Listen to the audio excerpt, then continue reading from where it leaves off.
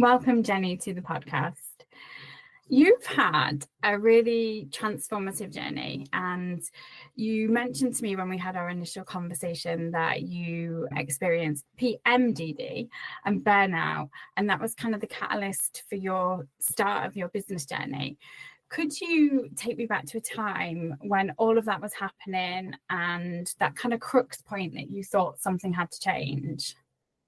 Oh, I love this question. Right. Okay. So PMDD. So for anyone who isn't aware of it, premenstrual dysphoric disorder. So it's right before your period starts, everything just seems to implode on you when that normally isn't your state of mind.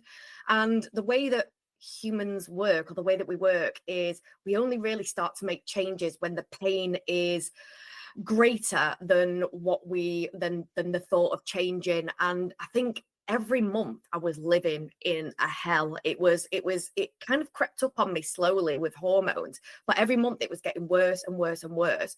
And in all honesty, I actually thought that what I was experiencing was a normal PMS, that every other woman out there was having suicidal thoughts and was just hating on themselves, and that everything was going wrong and was suffering from anxiety. It was all aspects of emotions were all happening all at once in a very confined space. So I wrote it off for so many years, to be honest, just thinking well, this is normal, suck it up, Jen. But I think when it got to the point of no, something's got to change now, was when the suicidal thoughts started to really kind of creep in and take over my life.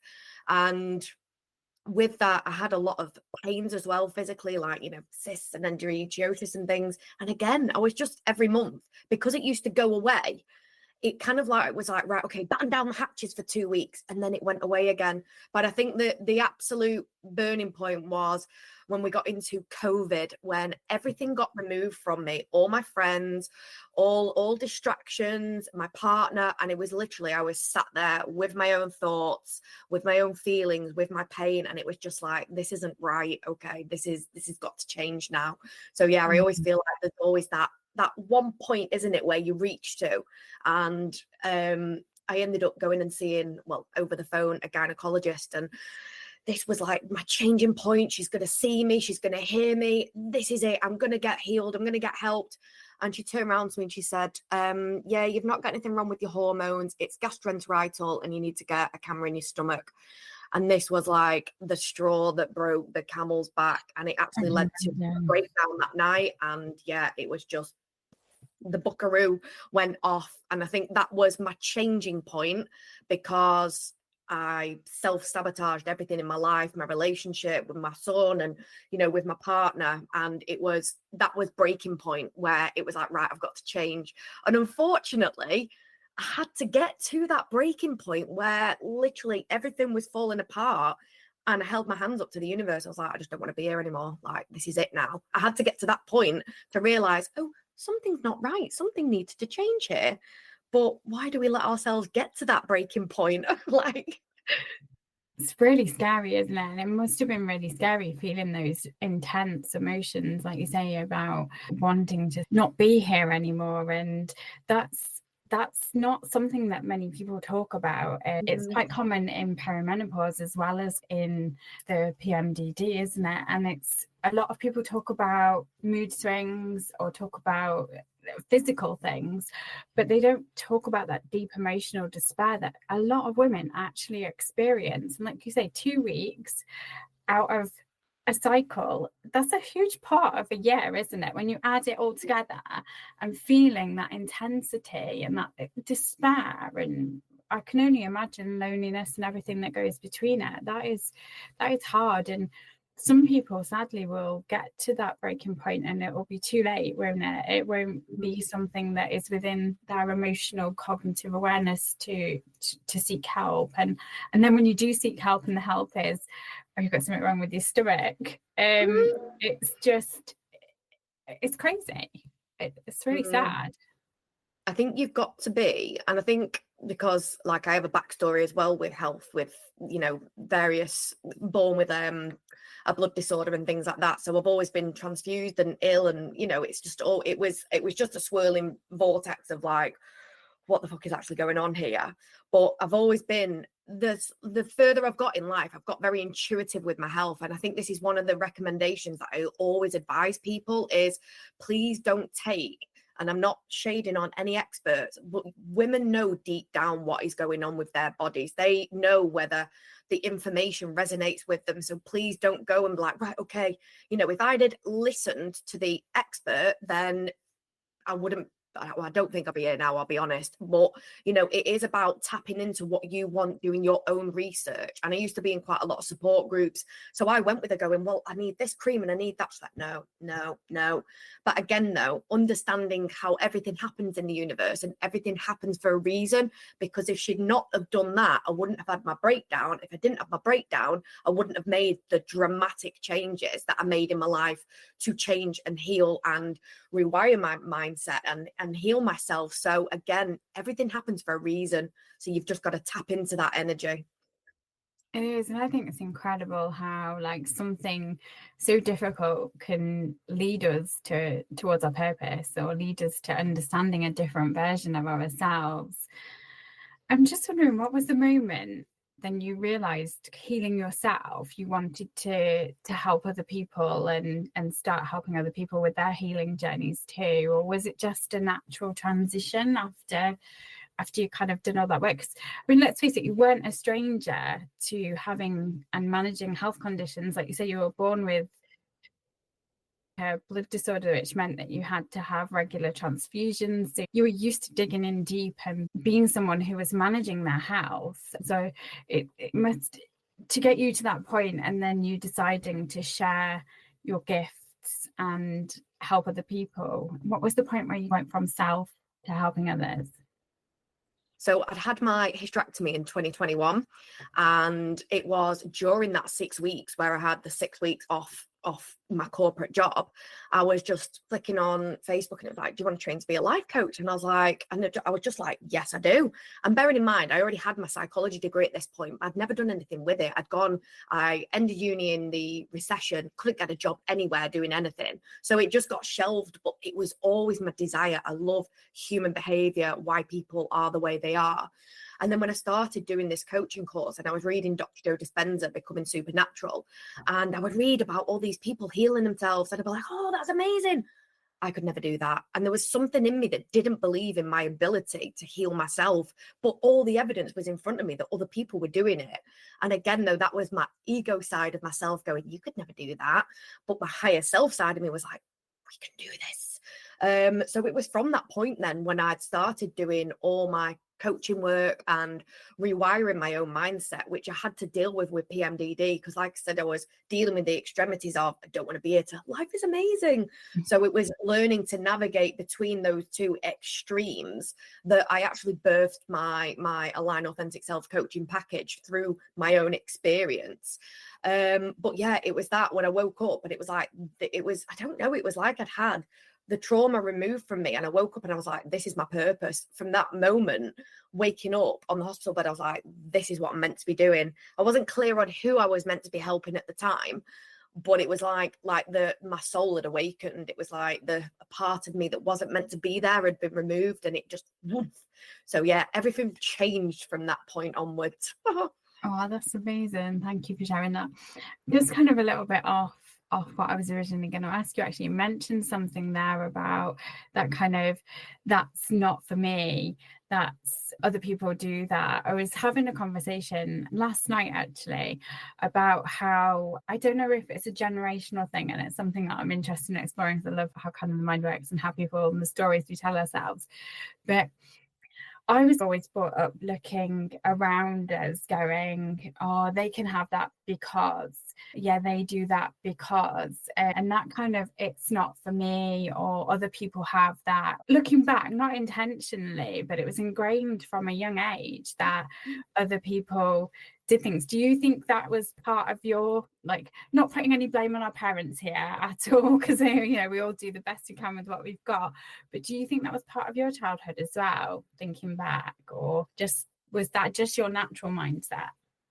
I think it was because I was born poorly. I feel like that was my conditioning. It was straight away as you are ill, you will always be ill. And like we get into a cycle, and like this is me being totally honest as well, our body becomes addicted to our cycle and to our conditioning. And if you think about it, as a child, every time you go to hospital, you get given a teddy bear. Oh, it's good to be ill. So again, think about what your subconscious mind, what your body is being programmed with. And that was, I think that was the belief of like, that's not possible for me. Like, I'm not that special. Mm-hmm. This is just the way I am. So yeah, maybe not as much on my parents' conditioning that time. I think it was just the belief of this is who I am and this is who I'm meant to always be. But yeah, there was that one. But I always say to people, don't subscribe to your prescription. That is my thing of, even though I had this illness, like I didn't own it as such. When you see people, and this is no shade on people that do it, but people that tag themselves in hospital appointments and they get loads of attention underneath, that is just affirming to your subconscious mind, oh, it's good to be in hospital. People are giving me love now. I get love when I'm poorly. So again, let's always look at what the energy of what you are doing and what you are manifesting in that situation. So I know people do it to feel supported, but as well, it's also affirming how ill they are and how good it is to be ill, because people show us attention. So it's just understanding these things. I couldn't agree more. And that is no shade on anyone who does that, because it's a belief and a behavior that's deeply ingrained sometimes. And sometimes it's not meant in that way. But like you say, it's that subconscious and that kind of programming of the mind. And I'll try to stay on topic, because we could go down a bit of a rabbit hole with that one. It's fascinating, isn't it? So when we had our first chat about you coming on the podcast, something stood out to me, and I am going to read it here because it was quite a long quote. And you said, everything is a remembering of who we are, and the only thing that stops us from remembering is our ego standing proud in front. We literally have to get out of our own way to allow the higher self to come through and shine. And actually, it does align to what we were just talking about. And I say that. Tell me that. That really resonated with me, because I think so many women in business and life get stuck in that fear, self-doubt, imposter syndrome, all of the things that keep us safe. And could you explain to me more of what that kind of means? And I think you did just touch on it a little bit, and how we recognize when the ego is taking the driving seat and when we're aligned. So the ego, just to explain the difference between the two. So the ego is our identity. If we think about it, and I am going to rabbit hole it here, like we are all energy. We all come from source. We are all the universe. Okay. So we're all exactly the same energy, but we are personified. So we're all split down, and we're all given our beautiful little human vessel here. And so I am Jennie. What makes me me is my personality and my experiences, and what makes you you is yours. But from that, then, from those experiences, that is what we've got to learn and grow from. That is what your mission here on earth is, to evolve from the ego to the higher self. So all the ego and the subconscious mind want you to do is they want you to be safe. They just want you to stay exactly where you are, doing exactly what you did yesterday and the day before and the day before that, because it's, they're ensuring your survival. But your higher self, this is the part of you that whispers, you are worth so much more. You can do this. That is your inner cheerleader. So when we've got our inner cheerleader communicating with us, but then also our ego saying, yeah, but that's going to be hard work. We have this void in the middle, and this is where we get frustrated. This is where we feel stuck, because we're stuck between a rock and a hard place, where one is pulling us forward and the other one is pulling us back. And it depends which one you are more invested in listening to, which one at that moment in time is shouting louder. And what I like to take my clients through is taking them from listening to the ego, so quietening down their inner critic and listening to their intuition and their inner cheerleader, and knowing that it's okay to move towards your higher self, because that is where growth is. That is where expansion is. This is where we release everything and anything that is holding us back. And this is where the universe supports us in what we need to do. I hope I've answered your question, because I can't remember what it was. I think you have, but I love what you said anyway. And I think it's really important, like for people listening as well. Like you and I work in this field, we're aware of this. We've got many years training in mindset and how the mind works. But we still, I think it's really important to point out, we do still, I do, I'm going to take ownership of this. I'm not going to talk for you. We still fall prey to this part of our mind sometimes when you're leveling up to the next level in your business or you're facing a challenge in life. This isn't like, oh, we've done the work. It's not one and done. I think people think that it is a practice, isn't it? It is a skill that sometimes is easier than others to master. And that's my point of view anyway. I don't know. This is how I explain it, so that healing is like an onion, okay? So if you wanted to release self-doubt, imposter syndrome and fear, okay, and you are on your business, if we think about our trajectory for our business in manifestation, we don't manifest like that because that is like a white knuckle ride kind of thing. So we go in flow. So we go up and then we integrate, and we go up and when we integrate. So at each level, because don't forget though, these are deep wounds, emotional trauma. You've got generational trauma, tapping on from bloodlines and ancestors and things like that. So if you are the generation now that is waking up, the woman that is healing all the bloodlines, like, welcome to the club. But also as well, like, it's not possible to just go, okay, yeah, all self-doubt removed, I am healed. If anybody is ever telling you they are all healed, then they are lying, because it's done in steps and stages. Okay, so each time when you are wanting to do something in your business, to say, for example, you hate showing up, being visible, okay, you've got self-doubt, imposter syndrome, so you will heal that side of you that is stopping you from being visible, and that will allow you to go to your next stage. Then you will integrate, and then there's a part after that where it kind of goes a little bit deeper on the self-doubt and imposter syndrome, and then you peel that layer of the onion. So yes, I totally hear you on that one. And it is about, once you've got the right tools, tricks, NLP techniques, that when each time when you hit that, here's the sticky bit again, you get your tool belt out and you work through it. So yeah, if anybody's like, I'm totally healed, come and work with me, like, this is a red flag situation. So yeah, definitely. I couldn't agree more. And I think it's just like, as well, people think that putting the work in once, it's once and done, and it's not. You learn how to do the work. And people are like, okay, but why won't it fix everything for the next time? And it's because I always think as well, like you say, business is a great example of that. As you level up, something else is shown back at you. Like maybe there's a little bit lingering, or maybe a different perspective, or like you say, generational wounds. I mean, let's not go there because we'll be here all day. But another podcast. Yeah, I think we probably do. But it's crazy, isn't it? And it is bringing that awareness, isn't it, to shift from an ego-driven fear to your higher self, and alignment with what's going to serve you best at that point in your life, and what's going to serve the future version of you. You've got so much to share. I love it. You talked about manifestation, white knuckle ride. I can't not mention it now because I wasn't going to, but some people think, okay, I want to manifest something. I'm going to just put it out to the universe that I want, I don't know, I'm going to be flippant with my example, £1 million. And then they sit there and they're like, next week, oh, I haven't got £1 million. Manifestation's rubbish, it's shit, it doesn't work. What do you say to those kind of people? Because I love those kind of people. I love getting them in a room and working through, proving them wrong, really. And I think you do as well. So what would your reply be to those kind of people?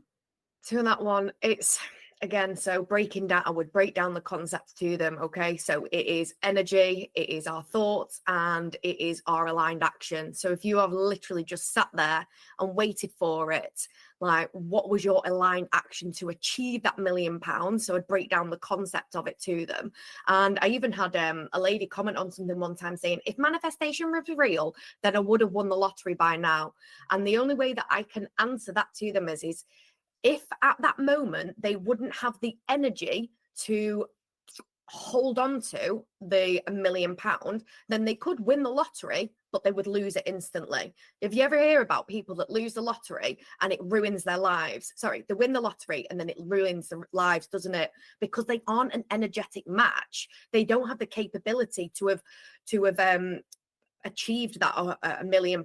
So as soon as it comes into their life, because it's not resonating with their energy field, they lose it very quickly, and it just leaves them in a worse position than what it was.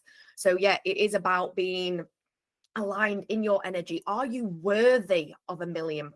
Are your thoughts and mindsets keeping you in alignment with achieving that goal? And also as well, are you showing up every day and doing something a little bit, moving towards your goal of earning or bringing that £1 million into your life? So I would say go and understand the concepts of manifestation, and then come back to me in like 4 years' time when you have actually put some work in and dug deep on why are you not able to achieve that in your life.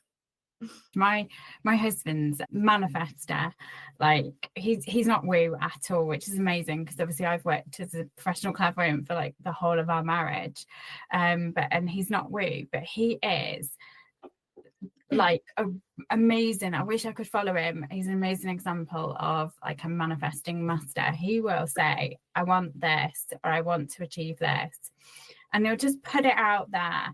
And then I've sat back and watched him, and he'll just kind of like shift his energy, like a bit at a time. And then all of a sudden it happens. And like he'll get a job offer out the blue, or he'll get a pay rise, or he'll get an opportunity to go and experience something. I'm like, you manifested that. And he's like, what did I act, woman? I just, applied for it. Or he kind of plays it down. But I wish I could record it, because he's totally not spiritual. He is more than he realizes, but he just does it. He sets that thing, and then you can see it, and it's like, oh my God, that's what you try to explain to people, that you can't get it until you match your energy. And every time he sets his intention, he just sets that movement in place, and like you can see it, whether it's like physical or emotional, time, whatever it is. And it's small shifts, but it's the small shifts that make the massive changes, isn't it? So some people aren't intentional. So it's good that he's even got that attention, because some people just kind of like dither through life. And the thing is, that if you're not clear what you want in your mind, about, I could want that, and I could want that, then the universe, I like to personify the universe. The universe is also like, well, I don't know what they want, so I'm not going to send them anything. So I love the fact that your husband is intentional. And then, like you say, he's obviously got that, going to get it, going to work towards it, raise vibration and achieve. So yeah, it is important, but it is also important to point out we are all master manifestors. So whether you are doing it consciously or unconsciously, you are always attracting everything into your life based on your energy and your thoughts. So if you're waking up every day hating on your life, saying, I've got no clients, this is really shit, oh, that date last night was absolutely crap, all the men out there are rubbish, then I tell you what, you're going to wake up with the same thing every single day for the rest of your life, until you change your thoughts and your energy and how you put yourself out there to the world. So if you're not liking your life at the moment and you just look around, you're like, what is going on? I'm just going to say gently, you have no one to blame but yourself. And actually, it's really funny, because the reason why I sat here doing this podcast was life happens to everybody. So it's not an excuse, it's a thing. And I burnt out so bad and didn't recognize it, was self-sabotaging. Like I'm lucky I've still got a husband. I literally just almost threw everything in my life away, and I was in that mindset every day. I was waking up, I don't want to be here, life's shit. I didn't want to serve my customers that I did have, I didn't want to serve my clients. I was like, they're just not resonating. I'm such a mumsy mum. The kids was about the only thing that I had this positive mindset about, and life just went down. It just crashed and hit the floor, and I was like, okay, apart from the physical things that I did need to stop and heal, and the emotional, like tons and tons of grief, and it was that mindset and that reaffirming to myself that actually I did want to be here. Of course I did, and I did I loved the work I'd done and trained in for the last 20 odd years. And it was just, yeah, your mind is such an incredibly powerful thing, isn't it? It's just, it's insane. I think so many women in business and life, and obviously this is tailored at women, men do it as well, but they just have to allow themselves to become who they're meant to be. And that does sometimes mean going on a journey with a bit of shit happening and taking the rough with the smooth, and staying mentally okay with that, doesn't it? I do resonate with what you're saying there, because it's like through our own nature, we focus on what we don't want in life. And it's just because that's how we're kind of hardwired. Like, I don't want to do this job anymore. I don't want that. I don't want that. But all we're doing is affirming to our mind, because the subconscious mind doesn't understand the word don't. So all it's hearing is, I do want that. I want that. I want that. I want that. I want that. And so by the process of repeating, you are affirming to yourself like the shitness of your life, and the amount of passion that you are sending to how crap your life is the affirmation, is the energy of affirmation. So it literally is trying to teach. And this was one of the greatest things that like I learned in my journey. And I will say that I think mine started back when I watched The Secret. I put it off for so many years. I was like, The Secret sounds crap. But the realization of our thoughts create our reality, I was just like mind blown. Whereas I speak to some people now, like even family members, and I just get, what? And I'm like, it's okay, go back to sleep. But it's like how you were saying though, it's usually everything that happens though, isn't it?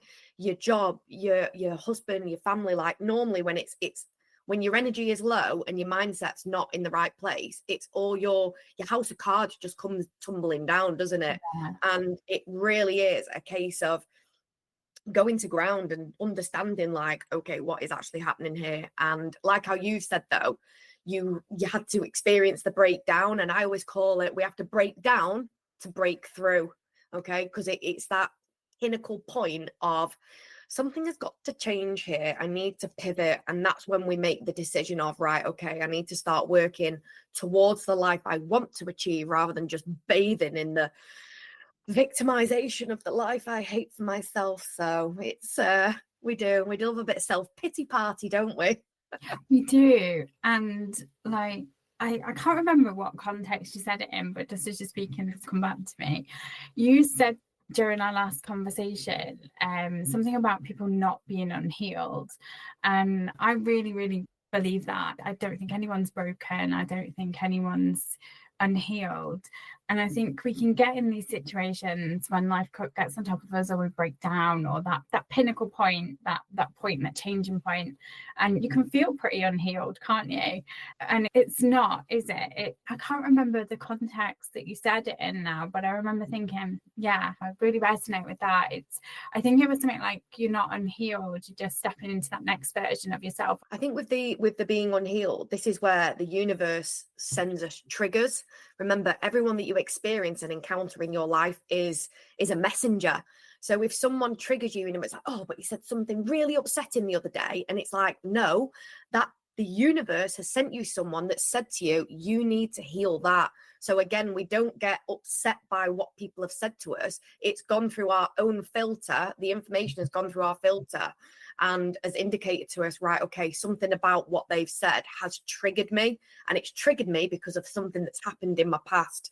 And I think sometimes it's like the word trauma. I don't like help. So I do help people heal from their trauma, but I think sometimes people don't understand what a trauma is. It can be your parents getting divorced. It can be like, obviously, like my case, childhood illness. It's anything that has disrupted your nervous system and kind of sent your body into an anxious state or survival mode.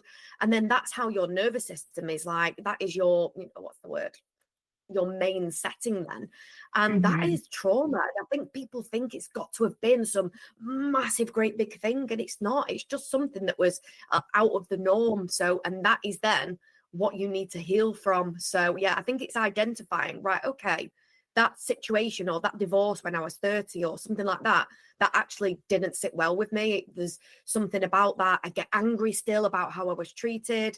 You know, it's like all these emotions that you're experiencing, like those are all going to weigh you down. These are your energetic anchors for what you're trying to manifest. Because if you're still getting angry about how you were treated, then, you know, there's some work to be done there. So I think with healing, it's about being honest to yourself, like, yeah, I am being triggered here. And, you know, it's not on that person. It's for me to heal. That's your experience that the universe has sent you lovingly to grow from. So yeah, I think it's, and again, don't allow the ego to go, no, I'm a healed person. It's like, we've all got something. Yeah, but trauma's not always like the big T's. Something catastrophic happen sometimes doesn't have as big of an effect on people as quite a few of the little T's stacking up and reinforcing the same messages in our bodies and in our minds. And I think a lot of people go, that's not a trauma, or aren't they being dramatic? And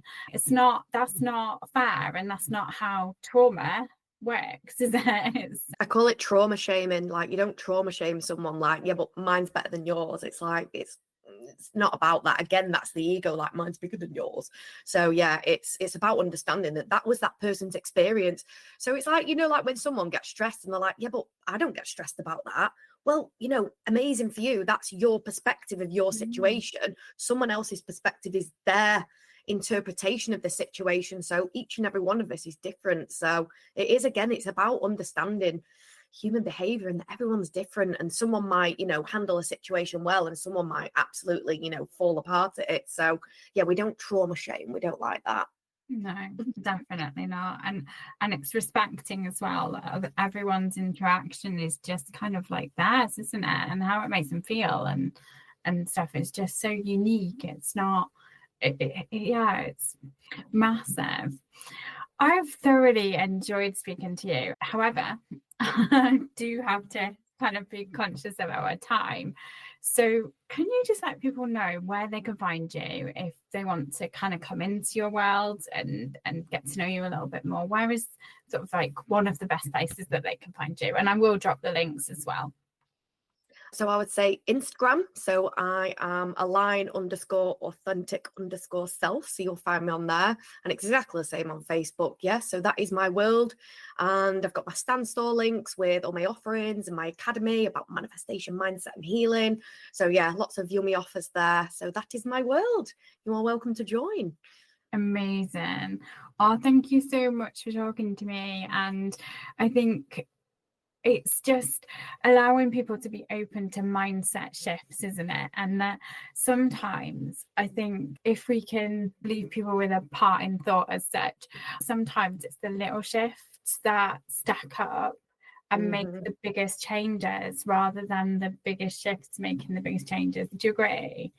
Yeah, I think, like how you've just said there, if we try and manifest the biggest, bestest thing, it seems overwhelming, but it takes multiple steps and mini manifestations, shall we call them? That's a new birthing, and mini shifts to achieve that. So yeah, just take each day as it comes and aligned action at any one time. Amazing. And I always think when you co-create with the universe, you aren't necessarily looking all the way down the path. Sometimes you just have to see the next step, take the next step, and trust that then the one after that is going to become that bit clearer. Yes, the stepping stones of the universe, they will, when you're manifesting, so you've got your end goal there, the universe will present you your stepping stones, but you've got to take out of your fear barrier and trust, like, this is the right step for me. And when you start stepping on them, and the next one will appear, and the next one will appear, and this is when the fear just dissipates, because you start to understand, like, I can actually do this, and I'm growing. So yeah, I love manifestation. Oh. Is there any tips as kind of a last thing that you can give people on how you set your goals and targets, and how you recommend other people kind of set theirs? Oh, that is a good question. How do I set my goals and targets? I would first work on like your belief on yourself. So work on your energy of what it is you are worth. So you are worth like to the stars and back. So work on your energy before you start. Because if you've set your goal and you've got listening to your ego of like, I can't do that. Lean into that voice of I can't do that. Why is it saying that? Sit with it. Don't run from it. Invite it for a cup of tea. What's it saying about you? So yeah, so really lean into those voices. So that's what I like to do. Lean into the fear factor of it. And that will help you again raise your vibration. But the main thing is you can change your life. It is possible. So get that belief ingrained deep within you that change is possible and you deserve change. Amazing. Thank you so much for speaking to me today, Jennie. That has been incredible. And I look forward to seeing you again and watching your journey and watching you grow. Thank you. Thank you for having me.